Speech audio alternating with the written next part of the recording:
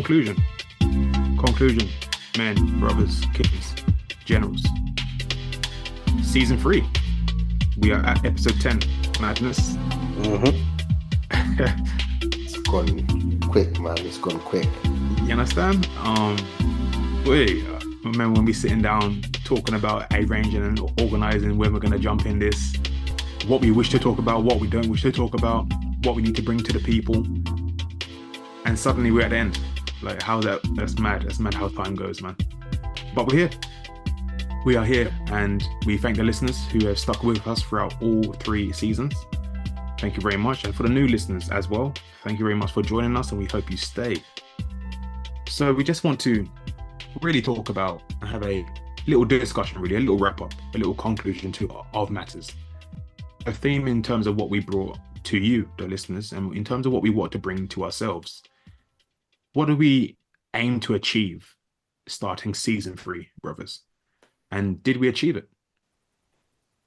Yeah, I think the builds that we had going on and what we intend to do, what we learned from our past experiences and how we're going to implement it into change, into doing something new for the future. And I think in some cases we definitely achieved that. And we put words into action in many 100%. ways throughout this season, I believe. Yeah. 100%, man. I think you're spot on there. The major aspects of what we achieved for this season, when I really look back, we've identified not only positive movements, but we've also achieved, just as you said, Jay. And there's been a lot that's been going on in our personal lives as well. If I speak for myself, for example, I've moved an entire county during the process of season 3. And it always tends to be like, don't you find like every season there's always a major thing that happens with one of us or multiple? Yeah, but it's a good thing though, because it shows that it's a journey. You know, along the way you've got to have little pit stops here, some bumps on the way. So it shows it's a journey. It's a real journey. There's no smooth sailing out here. And like touching on the question that you said there about, and this season was just, we're talking in the present as we are walking side by side, and we're discussing that and we're documenting that. So in the first season was our experiences, who we are as individuals. Second season, it's a little bit more of that, but also looking at what's around us. And what really makes us oneself. Exactly. And this season was like, okay, we identified what was wrong, what made us, what was right.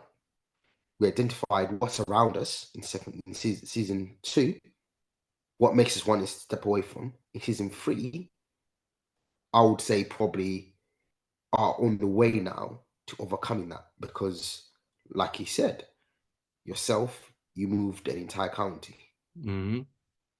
That was one step to a positive outcome. Yeah. It wasn't negative.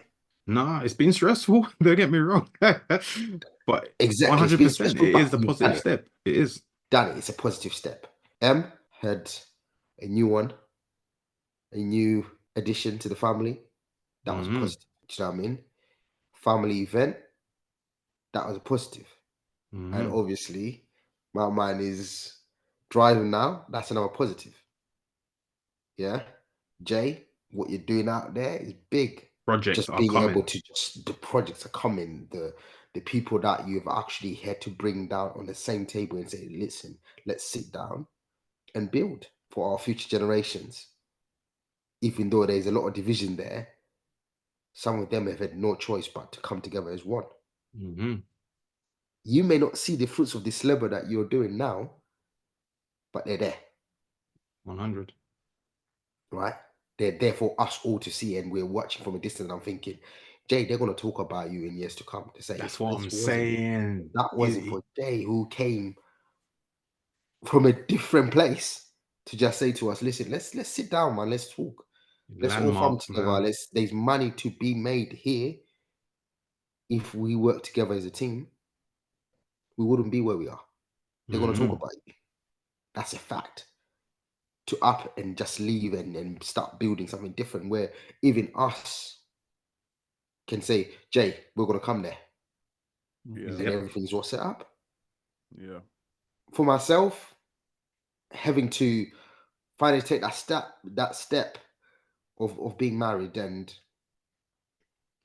doing other builds in the process, that's massive.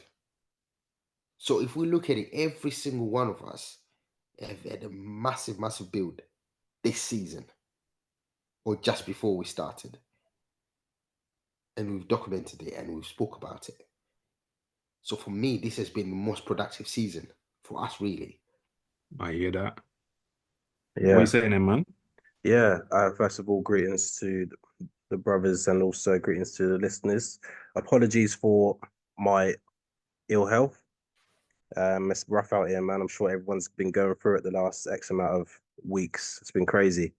But yeah, I think for one SAF podcast, I think season 3 was always going to be that checkpoint season where we are, and because we had a bit of a hiatus, it was just to kind of reestablish and just let the people them know, like, we're still here, we're still doing bits, but we're still here. So I think that was more the theme. I think you listeners that kind of have been with us from day one, you know us as people now, you know our experiences, but now it's just added more layers to, okay, you know what we're trying to do, so to speak. I don't actually think we managed to fully get that message across this season. But I think what we have been doing on the back end of this year or last year, 2023, we'll be able to kind of articulate who we are more, what our business is about more in future seasons. Going back to what T said in terms of what we have achieved, yeah, there's been a lot of builds and success. Personally, there's also been a lot of breaks during the season as well. For me, from a personal point of view, a lot of individual challenges I've had to 100. come across day to day, but also loss of loved ones and stuff like that. So there's a lot of battles that we've had to go through. All of us have had to go through battles to that point of pushing us to that one SAF scenario. But we're still here, people. We're still here, and that's the blessing. Like there wasn't no real key. Like, we've got to say this, we've got to say it was just to let you know this is the next step and next phase of our journey. So I think we've achieved that, and yeah, much more to come. Much more to come. Yeah, man, 100. And even like to mention as well, with the back room that a lot of people don't see, whether it comes to family, friends, loved ones, or even listeners, there's a lot of backroom stuff that has to occur for us to be able to be here and present. That's just a reality, isn't it? And you will be seeing the fruits of that labor. Not necessarily all, because as much as we succeed in things, we've probably failed in more things we've succeeded. But you just keep pushing, don't you? Because it's about not only getting the quality out there, but something has to work, surely. Like, fair enough. You try 10 things for one thing to unwork, don't you?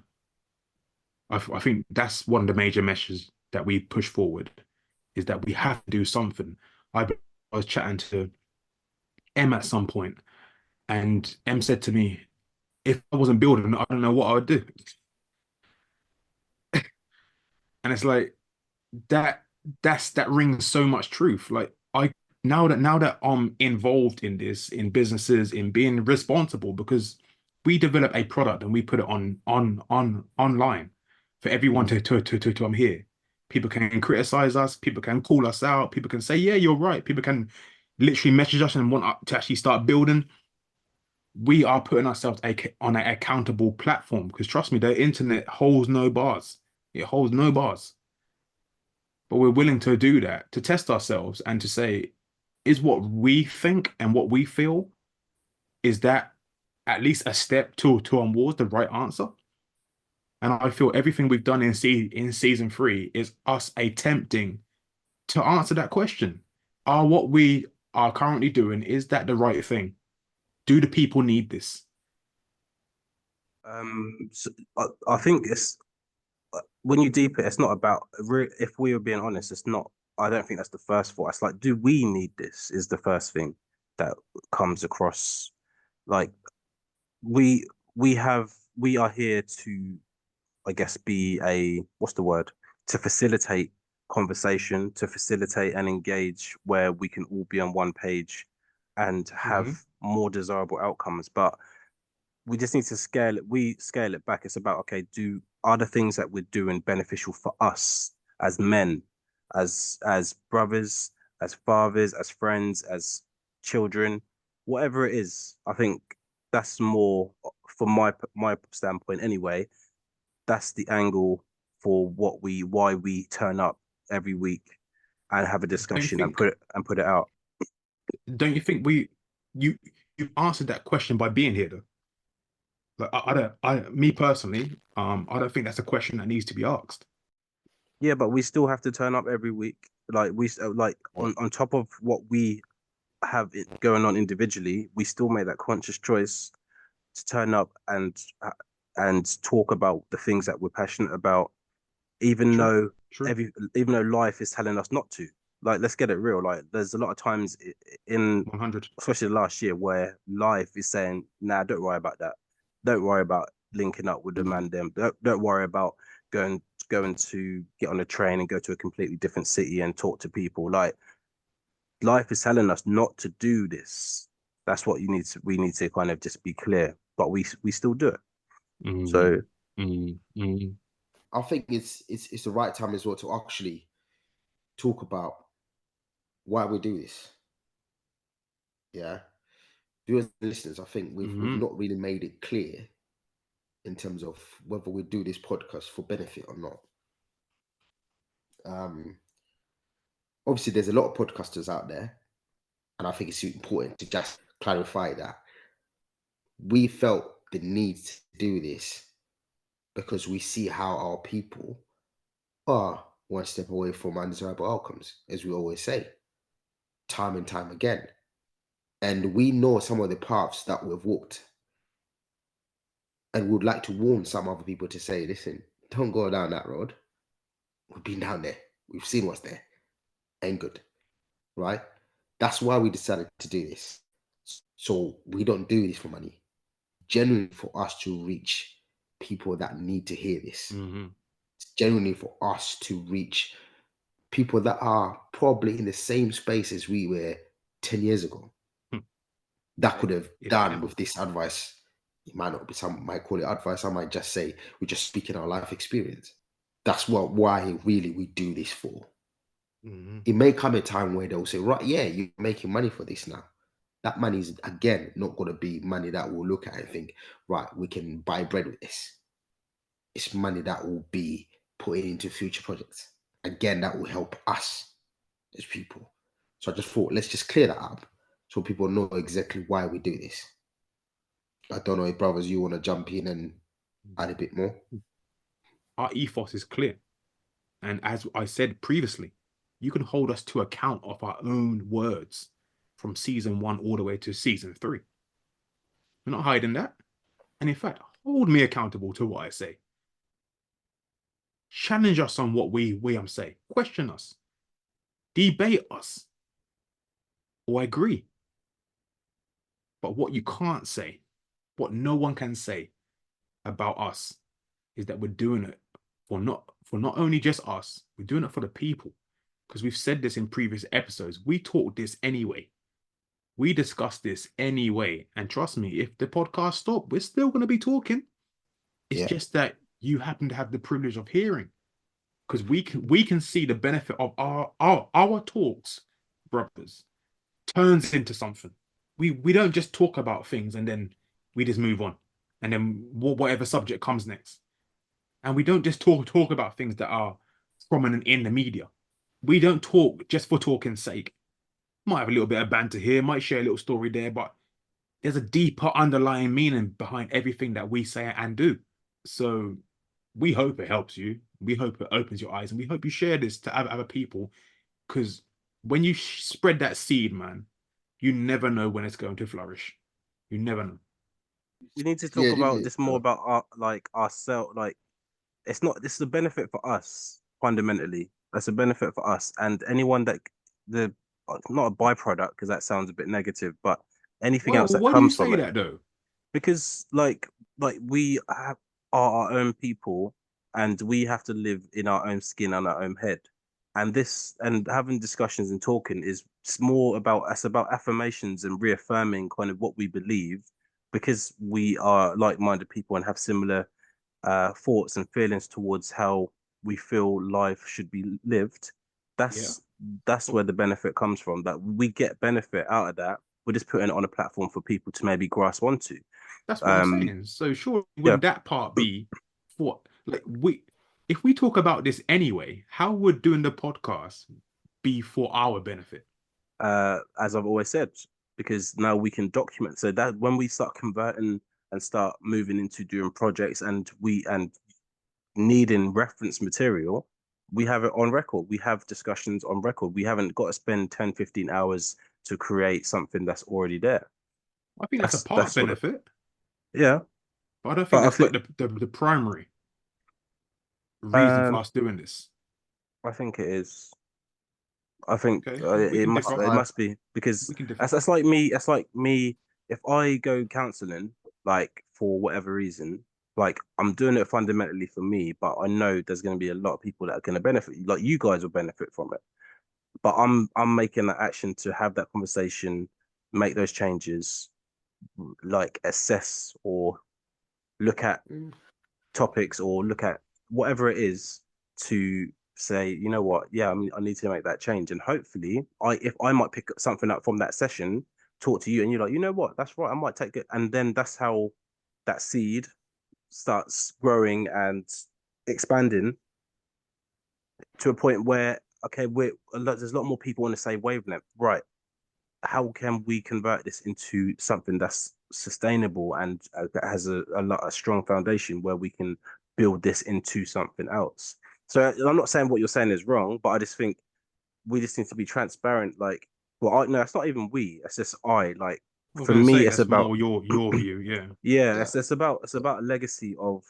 I always say this, like, just bringing people together is something that I'm very passionate about. And when I say people, I 100. say like my people um together. And that was probably the theme for me last year, actually, in 2023, bringing people together whenever I could, because it's dying out, like that's dying out, like Is whether it's coming together, like actually buying property, or if it's coming together just to have a drink or to have food, whatever it is, whatever part of the spectrum it is, it's dying out. is Like from Mm. our people, it's dying out. Like from the older generations, from a literal standpoint, it's dying out. I feel responsible to at least keep that going for at least another generation or two. So in the by UK, in the UK, 'cause I'm not sure if Jay would attest to that. yeah, maybe, but yeah, just speaking from my observations on day to day, it's like it's just not as strong as what it used to be. And maybe because when we were children, we had a different feel of I was about things to like ask that. about that. I was about to ask about that. Like, obviously, when we were kids, we knew mainly weekends you'd be going to cousin's house or you know, family friends that were close. Or Do you know grandparents what I and mean? that, yeah. Yeah, or grandparents. So I think because we had that and we're now seeing our kids not really having that, we feel responsible to try and bring that back because that's where the best memories were. Some of my best memories are when I was with family. Do you know what I mean? What we got up to and everything. But going back to what you said about it's a benefit for us, I think it's a byproduct. Us, we benefit as a byproduct.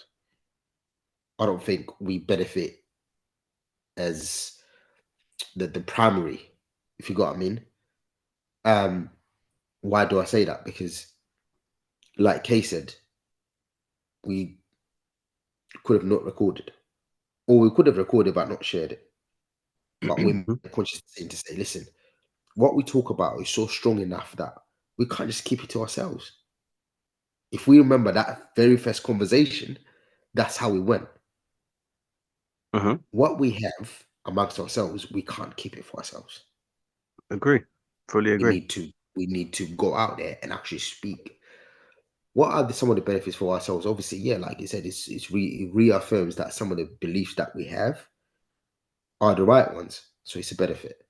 But like Hay said, the negatives probably at this point might outweigh the benefit for us personally, because with the cancel culture and everything else that's out there at the minute, we're leaving ourselves vulnerable for any sorts of attacks. How do you But mean because negatives? Sorry, expand on that. So, for example, we might, because we build on, we want families to be together, yeah, and some of the subjects that we will touch on that Yeah. may go against the narrative that's out there, Yeah. right? So that can then get us personally attacked or cancelled, as they like to call it, just because someone doesn't Possible. agree with our opinions. Yeah. Do Okay. Do you you see think what? we've said anything that inflammatory No, to cause that? I don't think so. But it's not our measuring eye that will be judging that. Of course, yeah. Do you see what I'm saying? Us man will be like, "What? Really? You're gonna cancel us for that?" And they'll be like, "Yes, you offended us." And we'll be looking at each other like, "What? Are they serious?" Yes, you have. Right? That's where this could go. But we I'll strongly just say you're believe. made out of paper mache then. That's all I can say. But this is the thing: the world we're living in now is not in touch with reality. We live in. Oh, This is our reality right here. What we talk about is real. 100. But we live in a world now where if a child take part in sports and come last, they get a prize. Is that reality? No. But we call that, don't we? So if the Board of Education came and said, what you said in your podcast is wrong, because every child deserves a prize, they're going to try and cancel us, aren't they? And say, yeah, he was wrong. But we know that's not building you to be someone who's resilient when life throws all sorts of things in front of you when you get older. We know that's not going to build you to have that tenacity, that something in you that just keeps driving. I'm tired. I've got 2 hours sleep, but guess what? I'm going to keep pushing until I'm Yeah. done. You're not going to have that. So that's a potential one. We talk about families being together. We all know that they're pushing for families to not be together right now. They're 100. pushing for these kids to be out there in the streets instead of being actually looked after in the family unit, right? We talk about relationships. How this all dynamic of, oh, if you look at someone twice on the train, you get reported for That's SA, harassment. right? We talk about how does that work. So when I look at some of the topics we touch on, yeah, we are vulnerable in tomorrow's world. Might not be today, but tomorrow's world, things can change. So that's what I'm saying. It could be the negative. But for me, the positives are we stand on the truth and Yep. what we Yeah. believe.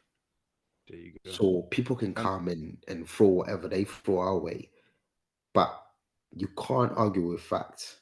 Some are trying. Yeah. For and sure. that's the problem with the truth. People are gonna get offended because it doesn't suit their narrative, it doesn't suit their ideology.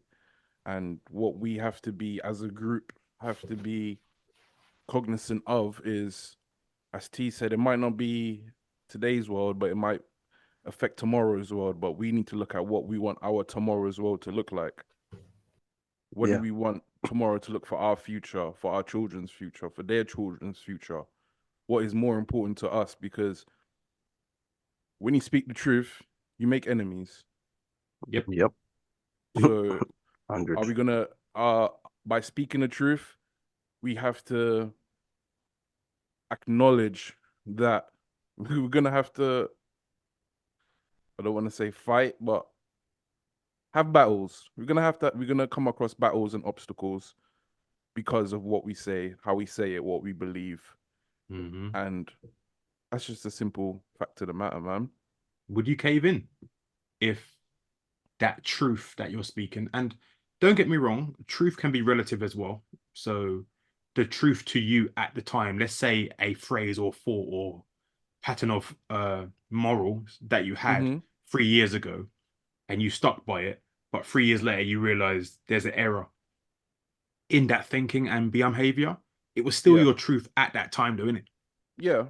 But obviously, as you grow, things And can change. Your perception. circumstances Exactly. change, environments change, and we're humans. We are meant to learn and grow constantly. Every day is a learning experience. So Mhm. when people say to me, "Ah, don't change," or that sort of thing, is no, we're supposed to change because these experiences that we come across on a daily shapes us. So of course, now when you say the word cave, it has like a kind of negative connotation. Pause. Bend over. Pause. But it's not about that. It's all about Yeah. being true to yourself in that moment. Do you know what I'm Yeah. saying? Can I also just clarify that though, because I feel like that's two different things. There's truth, then there's opinions, right? Your opinion may change, but truth is factual. 1+1 is 2. Nope, Whether not in I'm 2024. 34, I'm sorry. whether I don't care whether I'm 34 to whether I'm 54.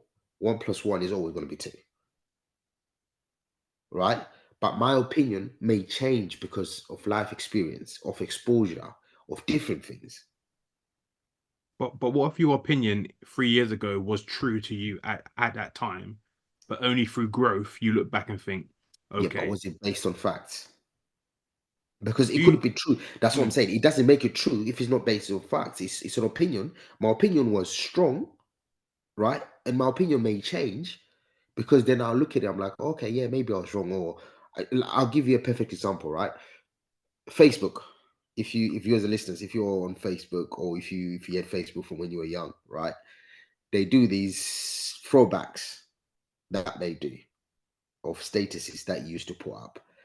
And 90% of this throwback statuses they throw at me, I cringe to myself and I think, what was you going on about? What was you saying? Right? But at that point, it was an opinion. It was a strong opinion. Now, many years later, I look at it and think, you was young. You was stupid.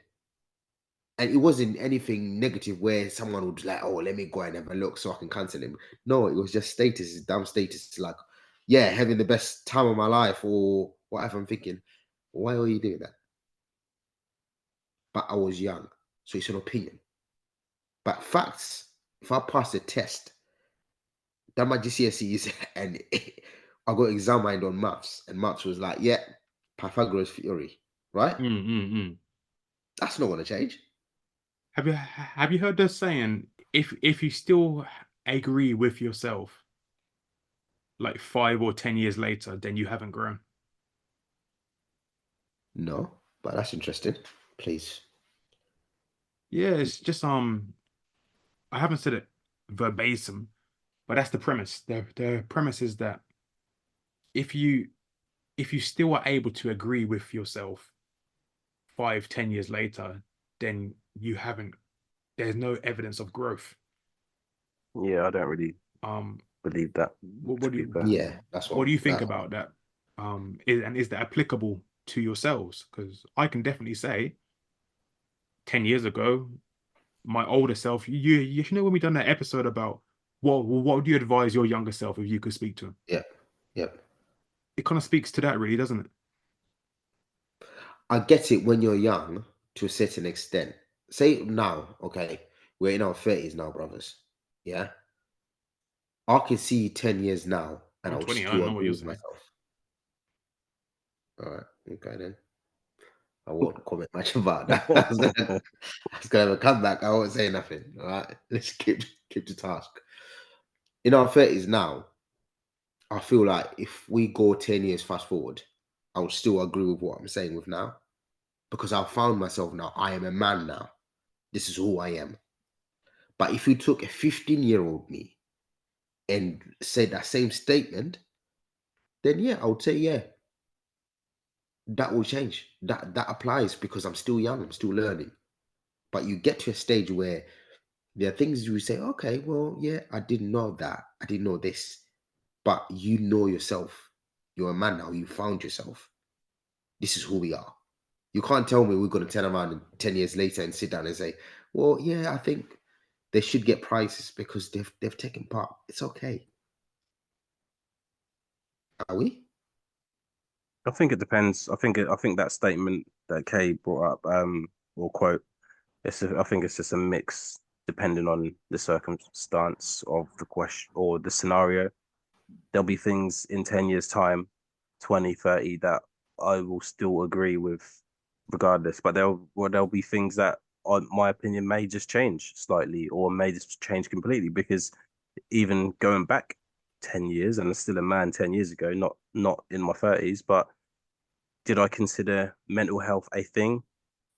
Probably not. Did I kind of look at it like just it's nothing in comparison to now?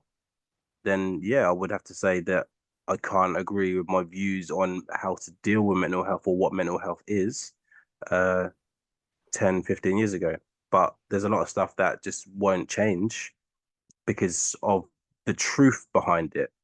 Um, but yeah, I think it's a mixed bag. I think it, depending on what it is, I see where it's coming from, but it's just one of those ones. Depends on what question is being asked, I guess. All right. Seeing. All right. Cool. That's insightful, man. London. Yes, we put our words to action. And we recently done a project, people, where we felt the need to reach out, do an outreach, and put ourselves on the street to talk, to discuss, to raise up topical points with the public, particularly of those of one SAF DNA. So we went out there to London. We represented. We wore our merchandise, which you can Why find. did you go London? Hello, fifth participant. I didn't realize you were here, but I shall answer that question. We chose London for one, convenience, and two, for probability of one SAF DNA condensity. Mm-hmm. You can 100%. play that back if you don't understand what I mean. That was the main reasons why we went to London, and we will be going to different places, and that's part of the build that we'll be talking about when we wrap up this discussion. I think just to add to that, sorry, like I think another reason was the fact that London is the capital of the UK, Yeah. and True. and obviously it has the highest population of one SAF DNA. But more importantly, it's a complete, based on all the things we can come on to this podcast and bring loads of facts and figures and stats and stuff like that. But we don't necessarily live, like, London is a different world and a different place, but it is also a representation of one SAF to a certain extent. We have to humble ourselves and go, you know what, like, our lives aren't shaped like the life of the average person that lives in the capital, the most densely populated one SAF place in the UK. So we have to go into the fight. We have to go into these places where our people are most affected by all the things that we talk about, all the things that we get stats about and stuff like that. That's all very well talking from a high position, or that doesn't sound right, but but talking from the outside, we have to go inside. Well, that was my feeling anyway. We have to go inside, because if not, it's all just theory. That's just theory. Oh, we won't ever fully understand, and there's certain things that we won't ever fully understand unless we've lived in it or been in it. If you guys know what I mean. But I think it is important not only to look up what's going on locally within your own community, but we have to look outside of that as well, because I said this in the very first episode, like, the Black experience up and down UK can differ vastly, slightly, a little bit, not much, but the experiences are going to be different. So we want to make sure that we try to capture the essence of all of the experiences that we're going through. sorry to cut you off there, Kay, but I thought it was just important to No, man, that was it. lay that down. So what we did, we went out to London. We organised it, set out dates and times, and T and J done an excellent job. We had a wicked banner, and we also wore our merchandise as well, which you can purchase from our website. I'm sure M will do his thing, and bladam, it will come on the screen. And we talked to the people. We needed to know and touch base with our people who are from one SAF DNA and find out what they think. Because there's a saying, isn't there, where you live in an echo chamber and you're talking amongst your own peers who all have similarities to you anyway, even though we do challenge each other and we do differ about things as well. But when you have a group of people who are similar, it can be, some people can say, well, you're just living in an echo chamber where you're hearing your own voice back. Going, see, you do agree. See, yeah, of course. We put ourselves onto the street, made ourselves approachable, made ourselves vulnerable, presented ourselves to be challenged, and wanted to hear a view of topical subjects, all of which we've talked about in our podcasts. Now, my view of that experience, before I bring everyone else in, and even Jay in, Jay wasn't physically there, but I still will want to hear his views as well, of course. But my view of that whole experience was warming, absolutely warming. I've gone back to a to a style of work that fashioned myself to be who I am now, talking to the people on the streets, doing the outreach work. And it also gave me a fire under my belly that there's so much more work that needs to be done. There are aspects of our people in dire straits, lost, man, completely lost. And there's aspects of our people who are absolute diamonds, but because they're in dirt, you're just dirt. There's youngers out there who need that male figure, positive male role model, who's not only going to show them and give them confidence, but it's also going to be that caring nature too. Yes, black men can be caring. It showed an aspect to me that I always knew that was always within me. I don't have to know you to care about you, man. I don't have to know you to love you. And this is what I talk about nationhood. I felt an aspect of nationhood being out there. Whether they wanted to talk to me, just say sorry, no, or whether you were busy or whatever, every single person that I crossed, I felt a level of I'm responsible for you.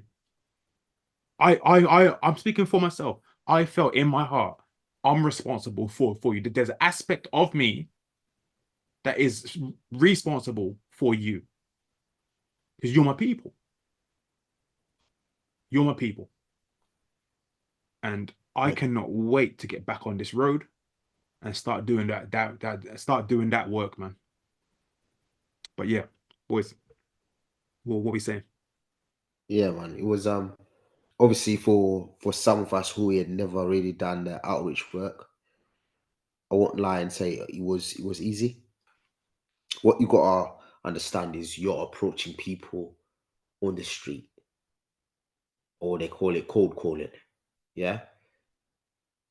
I'm sure viewers and listeners, you've heard it before where people have approached you wanting money or something, and your immediate response is just say, no, I'm busy, or I don't have anything. Right. So now, having done that myself before, I'm guilty of it. Yep, just like you all are. I'm sure you are. You've done it. I was on the other side now, having to try and approach someone who's busy going about their business to actually just stop them for a couple of minutes to have a discussion.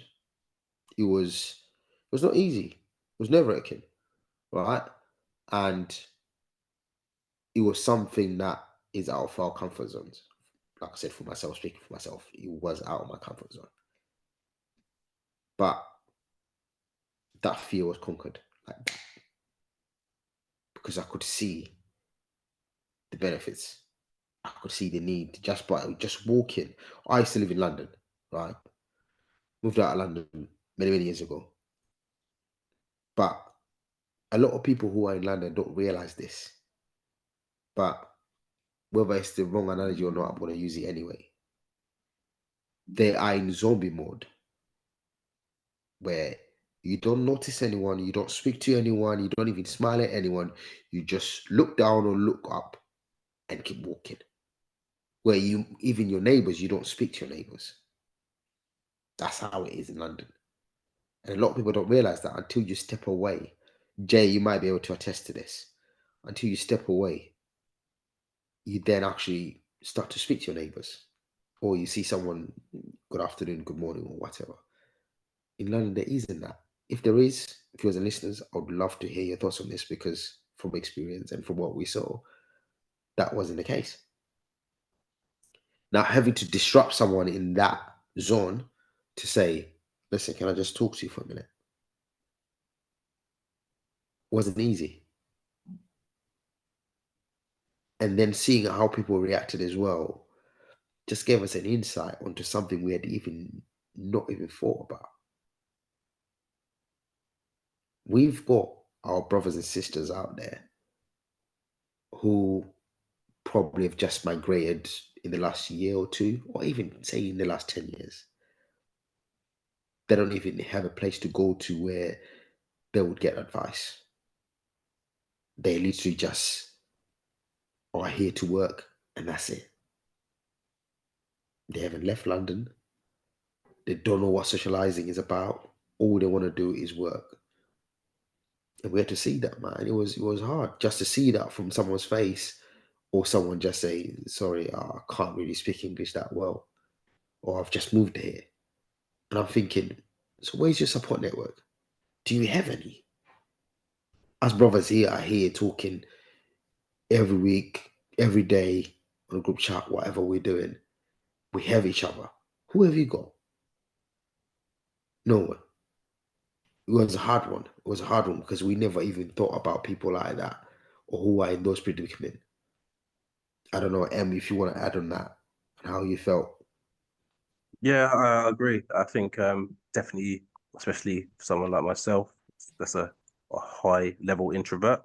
It was a different experience, but I said to you, I think I said to you two, like as soon as because I met you two by the bridge in Stratford, but by the time I even got to you guys, like I was just energized, like because I just got onto the escalators, just saw a couple of people that I could potentially speak to, just give them a little nod, and that just kind of just put you at ease. It's like, okay, this is the mission. And it isn't, for me, it wasn't to create content or get likes. It was just to kind of see, okay, everything that we've been talking about in our world, in our bubble, in our community, all the subjects, but we had questions based on what we've discussed, just to make sure. And this goes back to what I said to you guys about, I look at it as, okay, I've got to do it for me first before I can do it for other people. Because for me, it's to go, right, is what we're saying ringing true in different areas? Or are we just kind of like talking blindly, not really knowing what other people are feeling, but we're trying to put it onto a platform, assuming that we do. So that's what I mean about, for us, it was that to confirm, okay, this topic here, is this what you're feeling in this area, in this environment? Like that's the angle I come. But yeah, good experience, man. It really was. It was hard because and shout out to all those people, all the people in my life that I've just walked past and like, nah, I ain't got time or whatever. Like, I get it. I respect you guys, man, because that was actually your job to do that. Like, and you're probably got targets. We didn't have that pressure. Like, really and truly, we didn't have that. I think we said, even if we got one interview, we've achieved something. But obviously, we got more than that. But we don't have that pressure for people that are working on the streets trying to kind of donate to charity or whatever it is. So we had that freedom. But yeah, long story short, it was needed. It was kind of like reconnecting. I don't know if you guys have been. Well, I know you. I don't know why. I don't know if you all have, but you've been home or you've been back to like either whether it's Africa or to the Caribbean. Like when you step foot, you just feel kind of reconnected with the soil, if that makes sense. Yeah. 100. And growing up, when we used to go to London, my mum used to always say, like, as soon as you get off the train, you'll feel different. And I was like, really? But I've always felt that anyway. But having that feeling, but also doing something, because it was always, okay, when you get to London, keep your head down, don't stare at people, anything like that. It's hustle and bustle, keep your bags tight. But we were actually doing the opposite, where we were trying to interact with and trying to break that zombie connection like you're talking about, T. So yeah, there's a lot of dynamics. It was bitter. I said to the Mandem that it was bittersweet for me, purely because I saw just a lot of we don't want to speak out. That's from a negative point of view, or not negative, but we don't want to put ourselves on the firing line, whether it be on camera or be recorded. Like our people are very kind of reluctant to talk on issues that probably mean stuff to them, but they don't, like the whole cancel or where's this going. But I get it, but also it was just good to connect with people that actually are saying all the same things that we're saying, and that's what it's about. And it's about connecting those dots and going, and shout out to all the people that subbed, followed, all of that.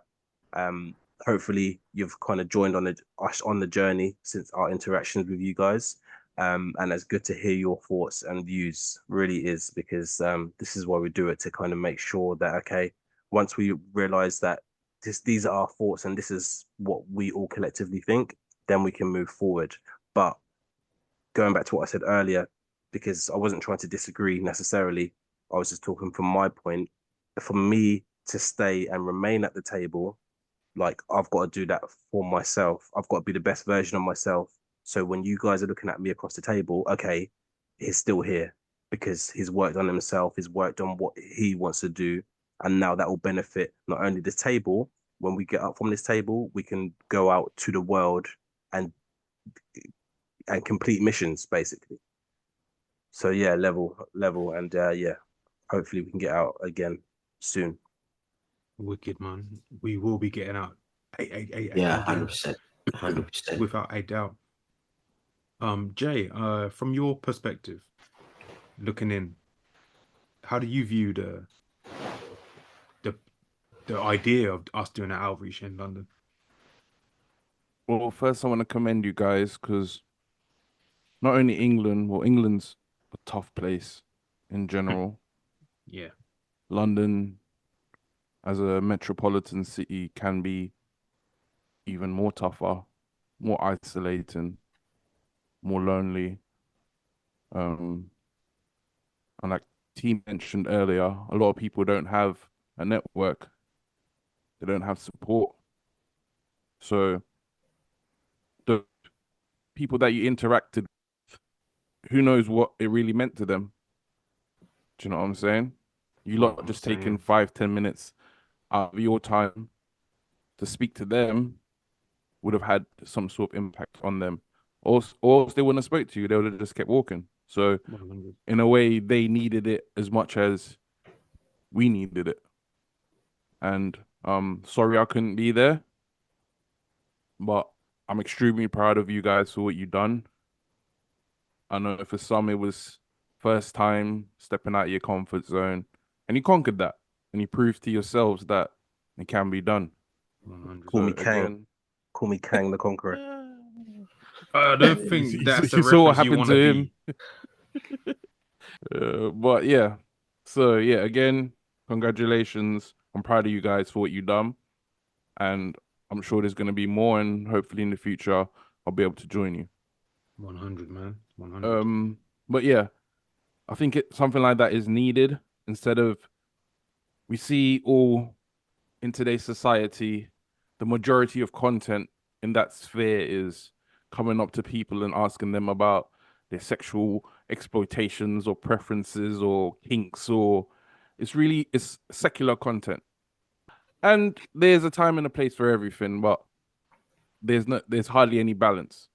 And I think Yeah. you guys and we as a collective, and what we aim to do is to provide some sort of balance, especially for our people, because too much of either way can be damaging. Sometimes you need to let your hair down and bust jokes and talk about these things because we're all humans at the end of the day, but sometimes we need to be introspective and serious and understand that there's agendas against us, systems that are set up to keep us down, and the way that we act sometimes enables that system to be so successful.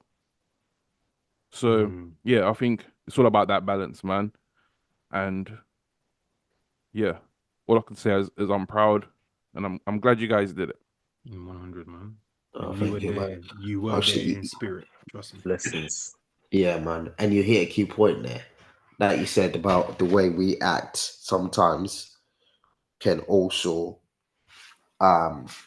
put us in those situations even further. Brothers, without going into detail, we saw that at first hand where we went, we had an interaction where we thought, right, we need to do more, man. We need to do more because our younger brothers out there, they're putting themselves in situations they don't even realize they're in. Just by hanging around with a group of people that they don't actually realize where they are. And it 100. opened up a different avenue for us to think about as brothers to think, do we actually need to do more? Is talking and doing outreach enough? No. No, absolutely not. I But think it's a it's good to start. identify and find them. Yeah. But once we find them, now comes the healing factor. Now comes the building factor. Well, now Exactly. comes the real work. There you To go. be honest, the outreach is probably the easiest part of it. Exactly. So it was interesting in so many ways because we done it. If we hadn't done that, we wouldn't have realized that there's actually this massive gap on this side that we've not even tapped into. Brothers, we're talking about there's always this stereotype. Oh, our dads went to the shop to get milk and never came back. It's there, it's out there. Black fathers are not in the home. But we are proving that we can be in the home because we are in the homes, right? But also, do we have to be in the homes, or we could be those figures that they can look up to in terms of mentoring? See, that's a whole nother season because um, it depends. It really depends. If you're not in a home, like, and maybe this is another podcast, but if you're not in a home, it all depends on, okay, who is surrounding these people when you're not there. And I can say that from personal experience, but globally or more okay, nationally, like we can be in our homes, whether it's be a podcast or be a webinar, anything like that, but it's very difficult, man. It's very difficult. That's another subject to discuss, I guess. But yeah. Mhm.